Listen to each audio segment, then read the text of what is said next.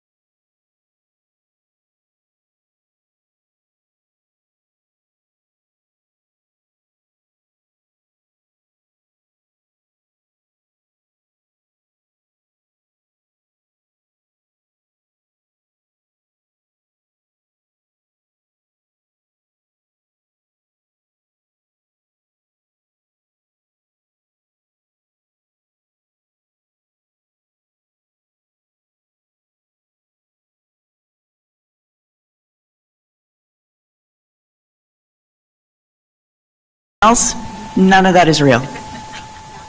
Flattery, but so it's funny, I have a 25-year-old daughter, and she often gets parking tickets, so we always stop and question, could this be real? Because my husband's still under title for whatever reason. But anyway, I had the same issue during the pandemic with unemployment being filed, so that was a battle. But I always just say, this is the I mean, when you're in the fraud space, I think sometimes you are a little bit like, trust no one. But always question, like just always have that curiosity. It's too good to be true, just like your parents told you. I second the digital access, just setting up alerts. Most financial institutions offer those. And then just two other things. We talked about Facebook being where most scams start. I mean, even if you see like those quizzes where they want to know what your dog's first initial is, and they're just fishing for information. As Chris mentioned, they're putting together a packet, a dossier of all the data they can get on you so that they can get to your passwords or get to the data that they need. So tell your friends, don't answer those quizzes on Facebook. And then I think the last thing is just having a safe word with your family, because there are situations where grandparents are called by their grandchildren in a frantic moment of need, and grandparents will fall for it. So my mom has a word. And if anyone in our family calls urgently needing something, money, help, whatever, if that word is not said, I don't care how emotional she gets, she's to hang up. And so I think that really is the simple, brutal way to handle it. I promise us fraud people are fun at parties, don't worry. Number one advice that I would have is good password management. I am a giant fraud nerd, so I actually sign up for every website with a individual new email address so that I can see where my data is going over time. And I actually see, there was a data breach I was in 8 years ago or something like that, and fraudsters are continually trying to use those credentials every single month on something new, because I'll get an email in that unique email address. And that all comes down to how secure are your passwords. And the only thing that I'll highlight is we're going through a very transformative moment in terms of how authentication works. There's a new technology called passkeys that you all might start seeing depending on the platform that you're at, and that's moving away from passwords and having your credentials secured on your device and then using biometrics. Much like how there will be a day in which there's no longer 16 digits on your card number that can get stolen, there will be a day in the future in which a password can't be stolen, and it's this sort of technology, and I think we all have a responsibility as an industry and as an ecosystem to start adopting these newer technologies that are inherently more secure. Okay, thank you. So PayPal does not want to give me money. Okay. No. Okay, so for all of you, what do you think some of the biggest financial fraud and scam risks that don't get sufficient attention? Because we see, we read the media, we say, don't click on a button. What are some things that we just might not know about? Like the surveys. I didn't even think about that. But those cute little quizzes that everybody wants to, because they're fun and you talk to your friends about them, but they're grabbing information. Yeah, I think I'll just start, but I'm out of order now. But I think it's just that as we've shored up with technology, with chips in the cards, we've done so much to make more secure the transaction. The human becomes the weakest link, and so you talked about Scamopolis. I call it the scamdemic that proliferated during the pandemic. The human is the weakest link, and so when we think about you can't educate enough. We have to hear things 50 times so it really sticks. We've all traveled. We fly on planes. You know that seatbelt has to be low and tight across your hips, and you know that you have to keep things out of the aisle. You have to just keep repeating the same mantra, even though no one's listening to the attendant as they're reciting that story to you. So I think it's just repetition in messaging in your mobile banking sites if you're a bank or a credit union, and in social media, just wherever your consumers are. Yeah, I'll say we haven't touched on this a lot, but the other thing that we're seeing a lot of is fraudulent merchant storefronts getting stood up. Because again, with AI, super easy to do. And it's, small business fraud has been such a thing for so long. So it's, that's a thing globally we are seeing all over the place. So they're standing up a storefront using AI to create everything to look good, grab everybody's data and never send you the stuff, never follow through, or yes, just stealing your information? Or use stolen credit cards, process them through that storefront. So there's a ton of ways that you can do a lot of fraud with a fraudulent small business. Yeah, and I would say just the number and different ways that scams are occurring. So not to plug this, but I'm going to plug it. So if you go to citi.com/fraud prevention, we try to keep a list of all the different types of scams and educate, and there's like 21 different types of scams that we have on there, how to protect yourself, different fraud tools you can have.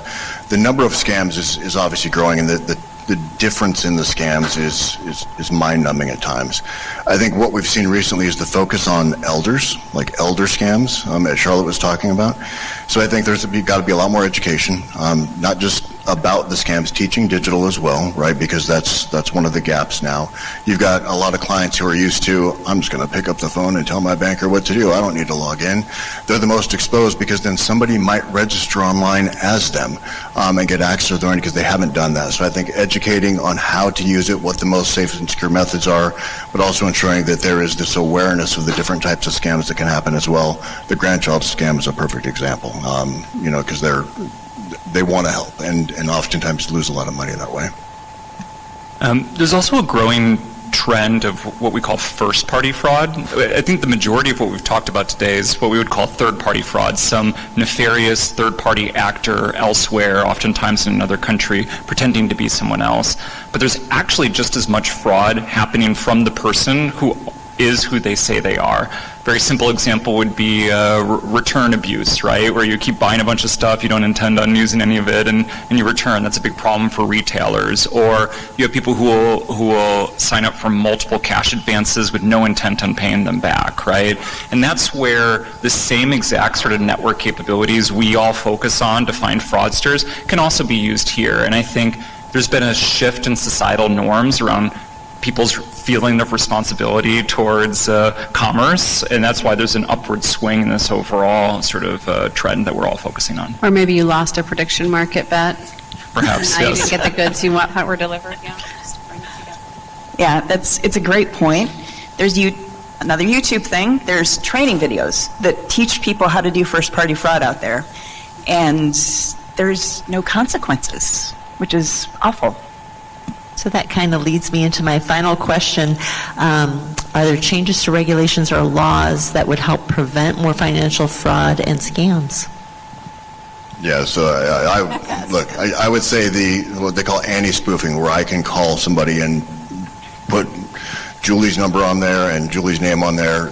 Like, we got to take a look at that from an industry standpoint and a U.S. standpoint. There's no legitimate purpose that anybody can think of for an individual to do that. Company, yes. Individual, no. And I think driving requirements on these companies who are, I'm going to say, making money from nefarious activity, right? If you're a search engine, you're making ad money from the bad guys posting ads. If you're a telecommunications company, you're trying to sell the banks and insurance companies tools to go out and identify anti-spoofing instead of just shutting it down. And then the social media companies who are making money because I've got 10 different profiles, I can sell more ads, where you should know that a lot of that is nefarious and bad. So I think there got to be some requirements there for them to ultimately do the right thing and maybe lose a little bit on the revenue line. Yeah, on the scams front, we need to copy and paste what Australia did. They are absolutely on the forefront and requiring social media and telecoms to get involved in fighting it. That it's super important.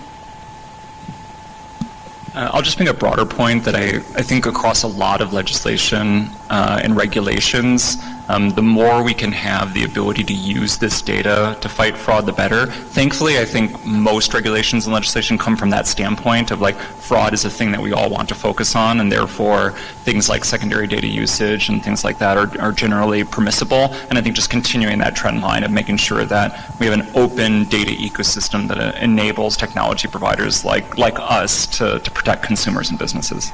Yeah, I agree with that one. And I think just, again, more generally speaking, is just avoid creating friction that limits the financial institution's ability to protect the consumer, right? I think as Julie said, criminals don't have tech budgets, regulations. They can operate, free will. They can just go fast.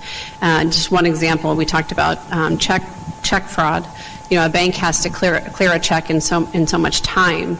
And they need time to validate that check's validity, right? And we've gotten much faster with solutions like Check Fraud Defender, but the bank has the time they have to meet, and they need the time to make the proper processes work. And so I think just always thinking about fraud clauses as you're writing regulations, or finding ways to carve that out and give a little bit more time to protect. And one more thing, this is why this is so important, is Julie mentioned Australia, but it's not just Australia, right? You got a number of other countries, in Asia, they've already removed the ability for banks to send 6-digit one-time passcodes because bad guys were phishing them from clients or compromising them from borrowers. You have to do it through mobile push. In the UAE, if somebody's going to register for their online banking, you got to do a selfie, compare it to the photo in the governmental database to make it secure. The challenge, I'm not saying we should go that far, but the challenge with that is you think about EMV technology, the chip card. The U.S. was the last to adopt. We spent 6 years being exposed because the rest of the world moved. The rest of the world is moving on fraud and scam protections through regulation. We're still very behind and don't want to be in a situation where, again, for 5 to 7 years, the U.S. consumer is exposed because we haven't caught up with the rest of the world. Because the criminals clearly know that. Exactly. They go right there. And that, I think, the point of what you said was that criminals don't have laws. Criminals ignore the laws and get to the money as fast as they possibly can. And so we're going to open it up to the audience right now. Does anyone... it is Senator Tom Brandt who has a question. Wait for the microphone to come to you.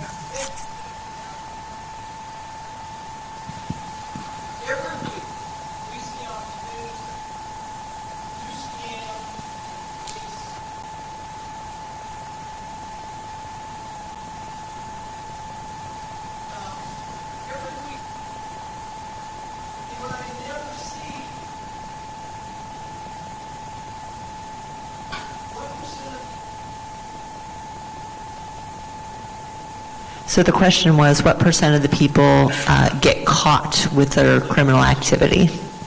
I would say, from my personal perspective, a low percentage, right? And there are some challenges here, right? So if you think about the bad guy sitting in Florida, the customer's got an account in California, the money's moving to Michigan, right? There's jurisdictional challenges that law enforcement has. Then you think about the load on the FBI and Secret Service, unless we can tie it to money moving offshore or terrorist financing, or it's a very large sum. It's difficult sometimes to get those cases pushed through. Now, I think things have gotten better over the last 6-7 years, but there are definitely challenges on the prosecution side, which is why we see, in many cases, these fraudsters continuing to perpetrate the activity because there aren't enough, there isn't enough, focus on putting these guys away.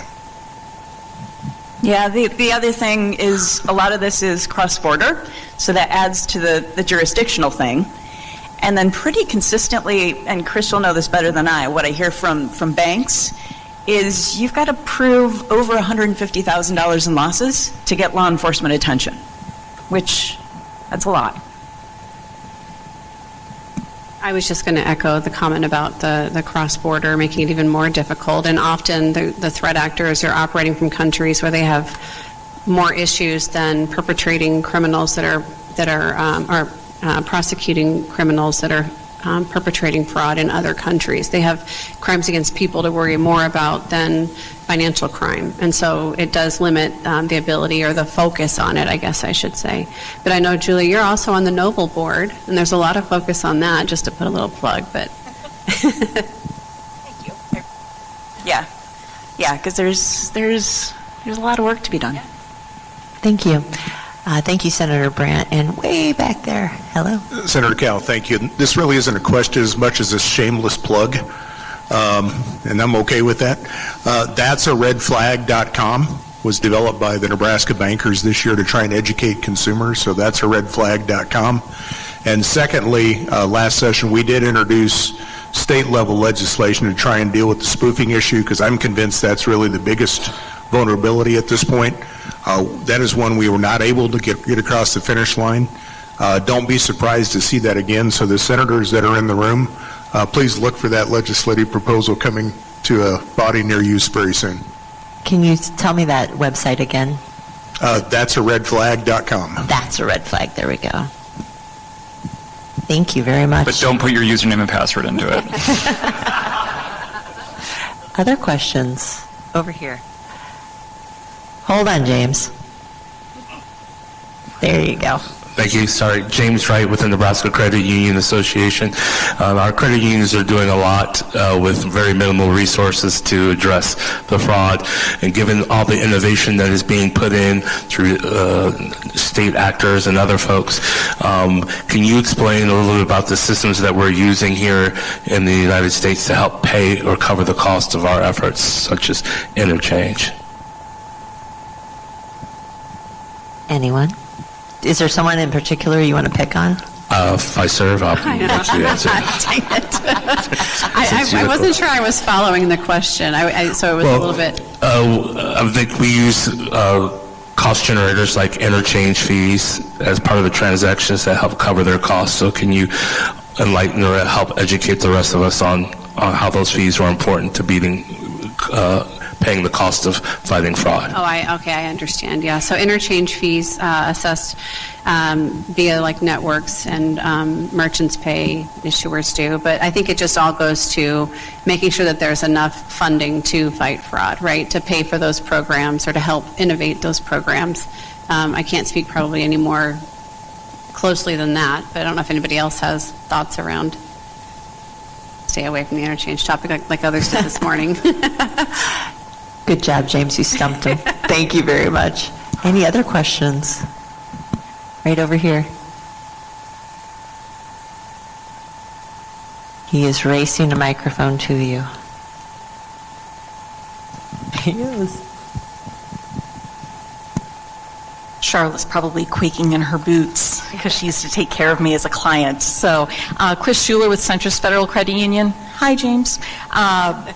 I would actually really like to know, just from your perspective, there is such a focus right now in fraud prevention, in the card space, ACH space, check space, and we're all looking at AI. What role does it play? But what are you seeing? Because I know what I see from the traditional fraud. It's still happening. In some cases, it's making a comeback. And when I say traditional, I mean things like your $0 testing fraud, your enumeration fraud, the things that are really hard to explain to a member when, yep, you just happen to get caught up in this, and then they lose trust in us as their trusted financial partner because they believe we didn't do our job.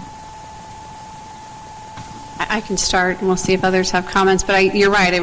We talk about, we call it either the balloon effect or whack-a-mole. Like, as soon as you shore up one area, the criminals still have babies to feed, right? They're still going to perpetrate fraud.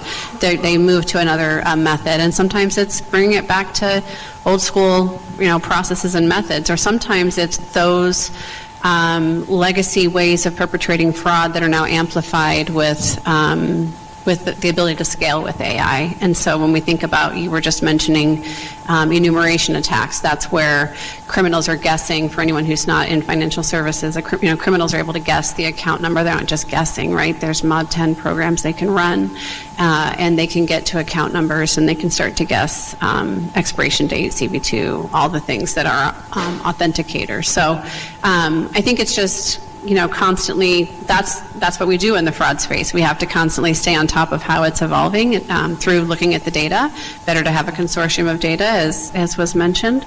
I'm not sure what else to say about it. Yeah, and I think the only thing we need to watch out for is that the way machine learning modeling works is that there's weights in the model that respond to the overarching trends, and you can actually have exactly what you talked about, which is the overarching trend is here in this type of fraud, and then all of a sudden the models will start reacting and saying, okay, I'm going to look less over here, and that is a bit the nature of the whack-a-mole of fraud prevention, right? And just making sure that we come at this from a balanced perspective and make sure that we don't forget these traditional attacks. Okay, thank you very much to the panel. Let's have a round of applause. Our time is up. There's so many more questions. Thank you all for being here.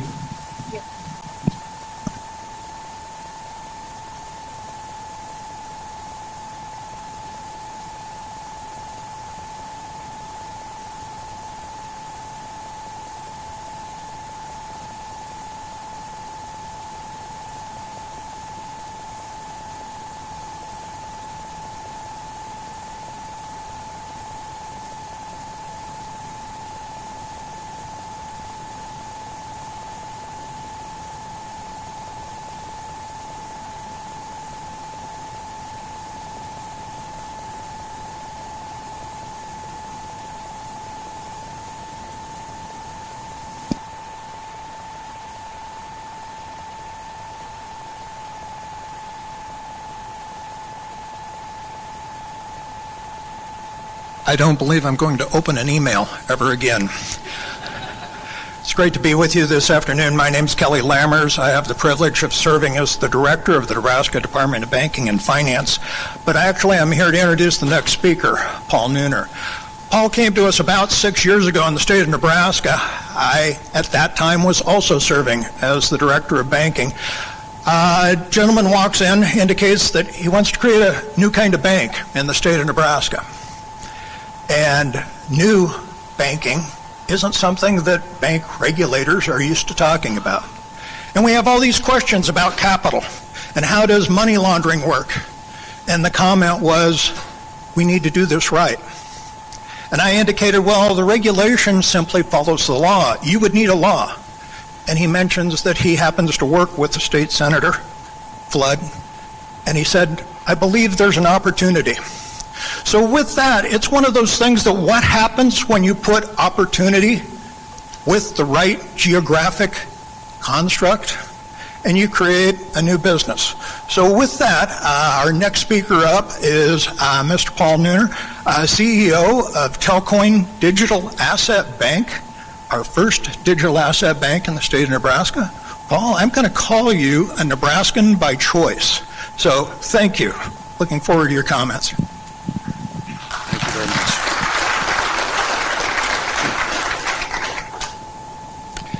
Thank you very much, Director Lammers, and thank you, Congressman Flood, for the invitation. Always enjoyed this from I think this is the 4th year, but as the Director mentioned, it's been about, I think the first meeting was March of 2020. Actually, we have a little timeline here, but again, my name is Paul Nooner. I'm the founder and CEO of Telcoin, which is the parent company of Telcoin Digital Asset Bank, which is a digital asset depository institution in the state of Nebraska. I think there were two things I want to accomplish with the talk. One is just kind of remind people of our journey and talk about where we are now and what's next. But then second, I think the most salient issue for us today is obviously the Genius and Clarity Act and how it relates to community banking and their outlook on stablecoins right now. So I think that's something that, you know, a lot of people are surprised to hear that we're actually on the side of the banks on most of these debates, mainly because our goal has been to figure out how to operate digital assets from within the system, within the banking system, as opposed to a lot of the initial players that really wanted to just disrupt and pull dollars out of the system. So, yes, it was March 2020. I remember it was Governor Ricketts' first or last meeting before his next meeting after us was the first CDC meeting. First time I'd like fist pumped somebody, and that started all the lockdowns. And the journey for me is I called up Congressman Flood, and he was a state senator at the time, and had looked at the basically we started our company originally in overseas, and because I had been working in Washington D.C. and then overseas, it's a long story, but effectively most of the people that started digital asset companies at that time were scared of the United States. And you know, around the time when crypto was down for a while, if people are familiar with the history, I called up Congressman Flood and asked, you know, I think there's a real opportunity to figure out how to move and really embrace regulation in the United States and try to become a bank. And we looked at the Wyoming charter, and he said, forget that, come talk to Nebraska. So that's the origin of the company.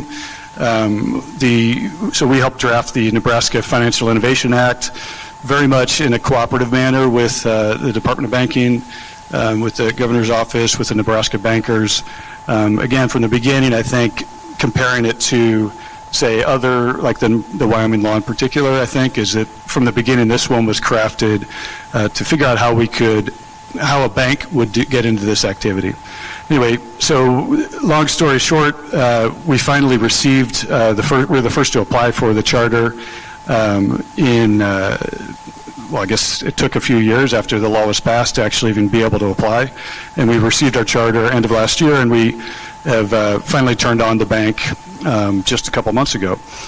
So it was really a very long journey. I hope that what we're doing, or what we've done over the last 6 years, is creating something that is, once there is a lot of clarity in the industry, there will be a lot more investment that can come to Nebraska because of that. So that's definitely part of our goal. And the only other thing I'd like to point out is that there's absolutely no way that without Governor Pillen's support, without the Department of Banking support, and a team at the department that really made a strong effort to understand what we're doing in a genuine, constructive manner, we would never gotten to the finish line. So just about a month ago, we're the first to connect a U.S. bank account number directly to an on-chain dollar, which is a milestone that we're very proud of. And you know, we like to think of ourselves as a regulated bridge between the traditional banking system and public blockchain networks. And I will say that we're not FDIC insured. I think I need to point that out. But the institution is legally a bank, according to the Nebraska Bankers Act, and is eligible to apply for FDIC insurance. I think that a lot of what scares banks about stablecoins is the fact that they're issued by non-banks. And so that's something that I think once FDIC is able to really understand this, which they already are in terms of certain deposit tokens that banks have issued, and I think they'll figure out stablecoins and how to have pass through FDIC relatively soon. As a company, we just turned on just our retail product. We also are focused on partner API. It just means, actually, this year we're working with Battle Creek State Bank in Nebraska to set up all the basic infrastructure of the bank. But then from next year, we really would expect a lot of the growth to come from us helping other banks do this in a turnkey manner, just following our API and being able to deploy digital assets. And when I say that, I mean a little bit, we're really focused on stablecoins as opposed to, or I'd say digital cash as opposed to, and digital cash banking as opposed to like Bitcoin or others. We think of ourselves as a crypto bank, not in how do you, place to store your Bitcoin, but more how do you run banking on chain? Business accounts, obviously, and then bring your own wallet. In other words, there's a lot of, one of the positions I think we're in as an institution is the ability to connect in a regulated fashion consumers to decentralized finance. And so there are already a lot of popular DeFi wallets out there that users use around the world. Being able to connect that to a regulated banking rail, I think, is a great opportunity. I'm going to actually skip through these because, honestly, I don't want this to be about the company, but this one in particular I think we're excited about just because, I do think that there's a huge opportunity in all this with AI, not necessarily in the AI like deciding what to shop for you. Obviously, that's a huge innovation that was, or a huge value that was talked about earlier. But also, if you have a merchant and a user that AI can figure out that the consumer has some digital cash and the merchant has the ability to accept it, why can't they figure out how to settle that directly? So obviously, the more that we get towards direct peer-to-peer settlement, the better that is, I think, for consumers and merchants. Again, there's a lot of people that in most of the charters that you've seen out there are really more about effectively trust companies, like a place for you to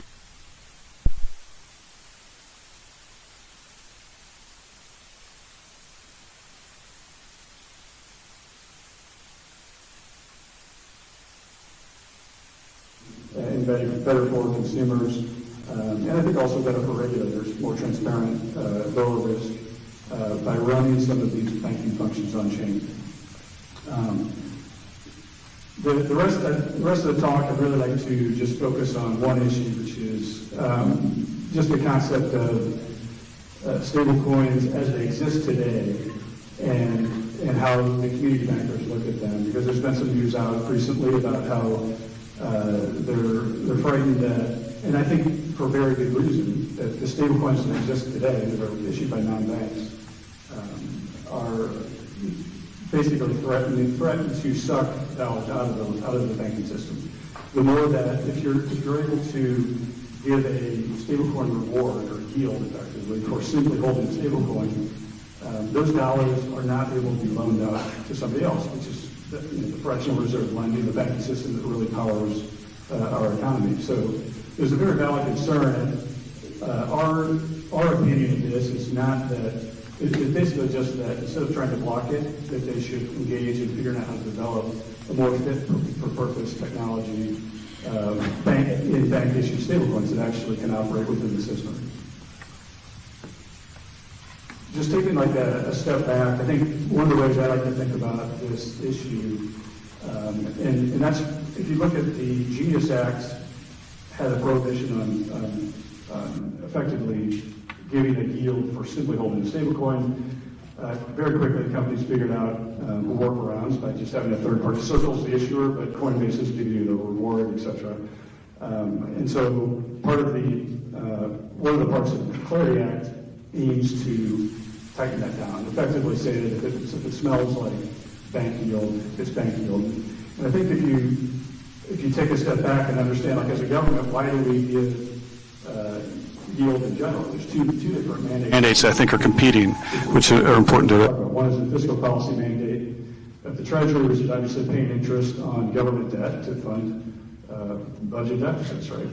Versus the Fed's monetary policy mandate, which is very different, is interest paid to banks to drive bank lending and economic growth. So two very different mandates that I think the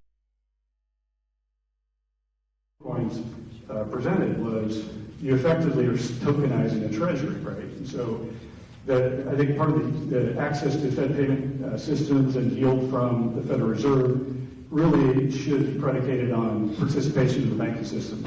Are you given a yield for dollars that are able to be rehypothecated, able to be lent to someone else, and effectively power economic growth? So that's where I think a lot of the argument around this really is legitimate and means for concern. So this slide, I think I really just want to bring up, if you look at Bitcoin as cryptocurrency as Bitcoin, I mean, it's down, everyone's down on it. Trading has really shifted a lot to things like prediction markets. But that, if you look at this chart, that is not, the actual technology of crypto is taking off like crazy the past year. I actually like that Bitcoin's down because it takes a lot of the noise, the fraudulent noise, or just the negative viewpoints of crypto away, and really just allows us to focus on building. This is a chart about tokenized assets in particular. From just Genius Act and the contemplation or development of Clarity Act, you've had a huge investment in institutions in actually expanding crypto technology into pretty much all parts of the financial system. One of the things that we recognized as we were getting close to the charter is that I think there's been relatively little attention paid, though, to how banking itself can operate on-chain. And I think that's very much related to the concern that community bankers have. I just wanted to make 2 points here. One is that, our focus as an institution is on developing stablecoin technology that's fit for purpose for banking. Currently, the Digital Asset Depository Institution is only the issuer of EUSD. We do have other currencies. And I only mention that to say that I think one of the big opportunities here is that as we move into an internet of money, we should be in the center of that, right? And I think the institution that we've started here is for us, we look at it as the core. We also have subsidiaries in 15 countries, so we're licensed in about 10 or 11 of them and have others in process. But that's really what we want to create, is that the core of this Internet of Money business that we're running is this Nebraska Digital Asset Bank, but we're providing doorways to it all around the world. Right, so I think from this is just in that kind of, I'm going to nerd out a little bit here, I apologize, but so there's two, to me, the problem that faces regulators and banks looking at this is the narrow banking risk, where if you really only have payment stablecoins the way that they exist today, the more that people use it because they want to transact in a more efficient manner, right? But if that effectively pulls dollars out of the banking system, that's a negative, particularly for community banks. On the other side, you have the concept of a deposit token. I think the earliest, most prominent one was JP Morgan, the JPM coin, which, unlike a payment stablecoin, which is issued on a public blockchain, typically deposit tokens are on more walled gardens, or they might be on public blockchains, but it's a permissioned network. You effectively can only transact with other customers of the bank. The problem that I see, or that we see, is that if you consider these as two separate concepts, you really miss an opportunity to, or you exacerbate the problem that community banks are worried about, because you drive all of the public digital dollars into payment stablecoins that cannot be rehypothecated or lent to anybody.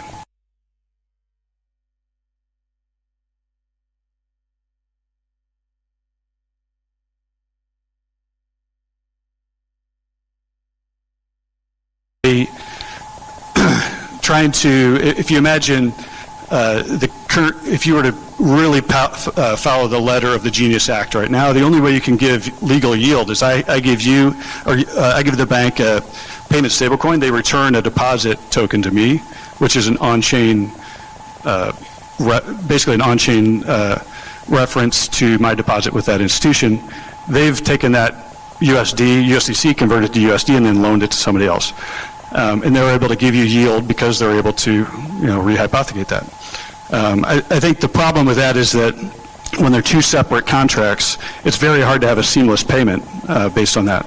So we're focused on, in the next, or the kind of thesis around the patent filing is an embedded depository function. So instead of having two separate contracts, you can have a single digital dollar stablecoin contract that has multiple states, like let me get to the next.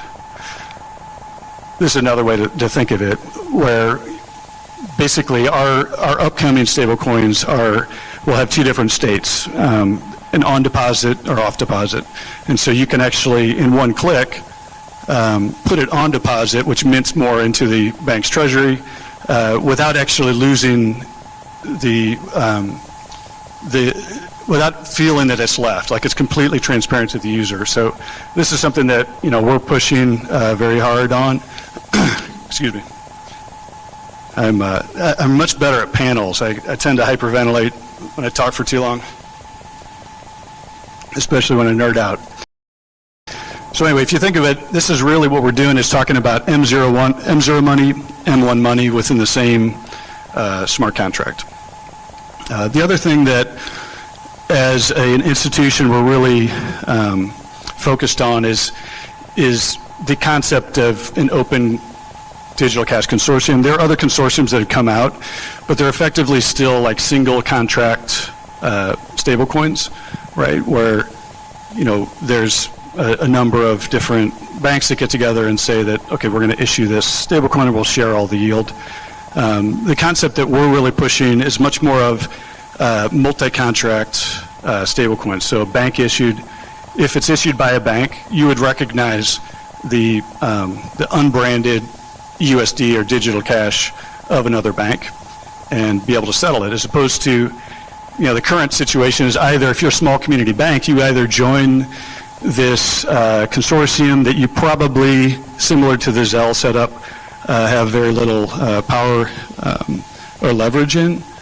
And by the way, I apologize to Zelle, whoever's here. We love Zelle.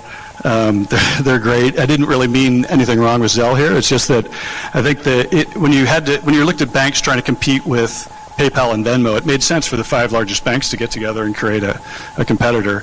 I'm not convinced that makes sense for digital cash or for bank-issued stablecoins. I think I believe that 5 years from now, even some of the existing consortiums are going to be great. I think they'll end up evolving into something that is unbranded dollars, where a small community bank could easily issue their own digital cash without having to worry about liquidity or bootstrapping. If if you're a small bank and you want to create your own branded stablecoin today, it's virtually impossible. So, yeah, the next steps for us, again, it was a really long road, but we're in the exciting phase. I mean, I guess we're in the building phase. I really didn't understand the concept of a 3-year de novo just in general for starting a bank. I mean, we had to inject an initial 22 million capital in the Nebraska bank to basically have an initial base capital plus 3 years of expenses, and that I really appreciate how hard it is to set all this stuff up. So year one, we're really working on building all the infrastructure. Versus next year, I think we'll really be focused more on figuring out how we can help other banks do this. We really want to stay more under the hood, behind the curtain, as almost like a correspondent bank for digital assets, or banker's bank for digital assets, as opposed to a B2C play. But for us, we're taking the time to not take shortcuts and really do things right in terms of how we set that up.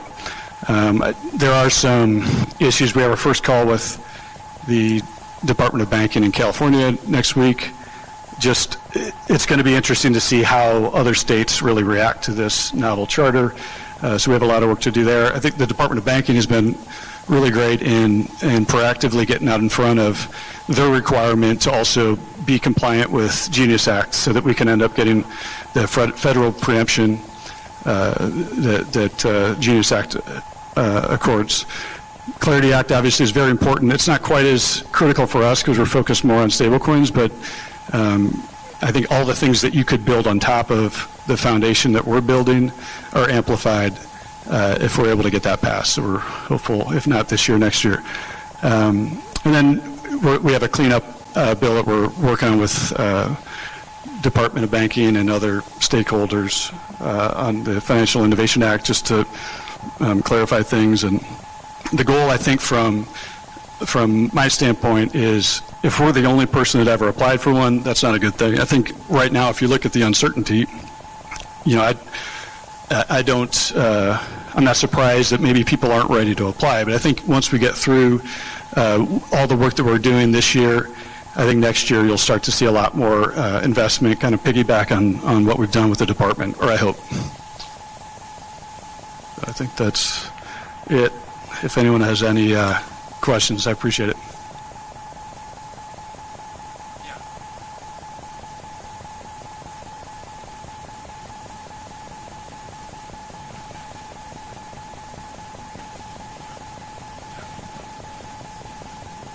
So the idea is that in the short run, so we do plan to publish a consortium website that kind of explains the rules relatively soon. But the point is that if we want to, I don't think that banks really want to use other bank stablecoins. I think when we're talking to banks and we want them to start using ours, we just want to know that they're not getting, we want them to know that they're not getting vendor locked. So there could be certain phases. A small bank that just wants to turn it on quickly, they can just start using ours, use our API to issue like digital cash accounts that flow into an EUSD that we are issuing, minting, and burning, and basically running all the operations on, but then rev sharing with that bank. But then they can step it up, and as they get more comfortable, bring more and more in-house, all the way to the point where they're actually minting and burning their own stablecoin, right? So we're also planning, obviously, to make that work technically. There's a number of hurdles, namely just to be able to have settlement of multiple bank issued digital cash. And it's not like we would say that everybody needs to use our stablecoin. The whole idea is that we would also work with all the other existing stablecoins, the other consortiums, to be able to settle in and out. But the point is that we want other banks to know that they're not vendor locked in with us if they adopt it. They can't. There is a path to get full independence and have effectively all the same rights and privileges that we have. Thanks, Paul. My name is Evan Egger with the Nebraska Bitcoin Association. I'd like to follow up on the point you made about being that resource for banks in the state and kind of the educational investments you're making in Nebraska as a form of reinvesting in the community. I did notice on Telcoin's website under About the Company that the location for Norfolk actually has an image from Norfolk, England. Just wanted to point it out. Maybe that's an opportunity to correct it. But as you look into 2027 and beyond, how do you envision working with Nebraska banks and education here when it comes to understanding choices of blockchain, for example, overcoming the inherent centralization risks of proof-of-stake consensus mechanisms, choices of cryptographic libraries, entropy and key generation, some of those things that are ultimately coming for the banking sector? How are you going to be a value-add partner to Nebraska's community banks? Well, thanks for pointing that out. I actually do spend a lot of time in Norfolk. I'm headed up there tomorrow, so I'll check that the image. No, I think that's we realize that most banks want to really just stick a toe in the water first, right? So I think we will start to do from next year, I hope, some sort of like, I don't know if it's conference or internal workshops with the banks that are participating. We do plan to do that, but at a minimum, the approach we're taking is not, hey, you have to fully understand this to start. We want to give you something that's turnkey that then, we can support, and you wouldn't necessarily have to use our support too. There's plenty of resources out there. But we want to be able to show, here's a template of, exactly how to do it in a secure manner, and the type of partners that you could decide to use, and make it so that, we can be a resource for them, but to go at their own pace to, decide, when and how they want to take on, in-house certain elements of it.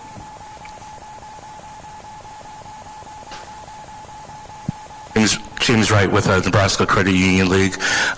We appreciate your comments today about your role in the industry in growing stablecoins. You used the phrase banking. I'm assuming that's pejoratively as a verb and not necessarily specifically a noun. So I'd be curious to understand, given that banking as a verb is represented by a number of financial institutions, which include credit unions, how you see your interaction with credit unions in the future and their growth in stablecoins. Well, we're Switzerland in that regards. I'll stay out of that one. But no, obviously, whatever the law is in terms of the state or the country, I think it's been made pretty clear so that credit unions should be able to do this as well. So yes, I apologize for that. But yeah, we'd obviously be equally happy to work with the credit union.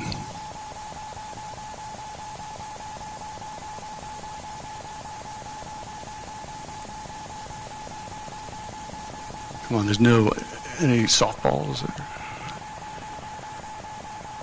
All right. Thank you very much. I really appreciate everybody's time.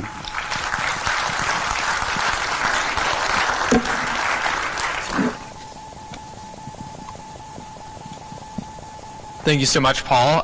We are going to have about 15 minutes now until our next panel on consumer payment